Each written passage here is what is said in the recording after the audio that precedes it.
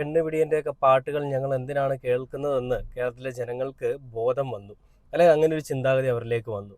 അതുകൊണ്ട് തന്നെ വേടന്റെ പാട്ടുകൾ ഇനി ഞങ്ങൾ കേൾക്കില്ല, വേടനെ പോലെ ആഭാസൻ ഇനി ഇവിടെ വേണ്ട എന്ന് ചിന്തിക്കുന്ന ഒരു കൂട്ടം ആളുകളാണ് വേടന്റെ പാട്ടുകൾ കാണാനും വേടന്റെ പരിപാടികൾ കാണാനുമായിട്ട് എങ്ങും പോകാത്തതെന്നാണ് ആ ഒരു ചാനലിൽ അവതാരക പറയുന്നത്, അല്ലെങ്കിൽ ആ ഒരു പെൺകുട്ടികൾ പറയുന്നത്.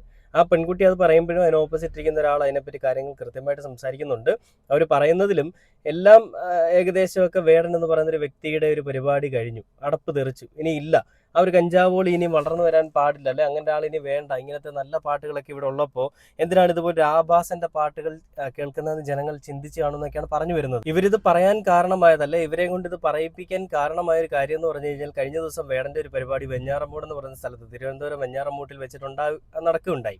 അപ്പൊ ആ ഒരു കാര്യങ്ങളെ വെച്ചിട്ടാണ് അവതാരിക ഈ കാര്യങ്ങളൊക്കെ പറയുന്നത്. അപ്പൊ അതിൽ എന്താണ് അവർ പറയുന്നതെന്നാണ് നമ്മൾ ഈ വീഡിയോ ചർച്ച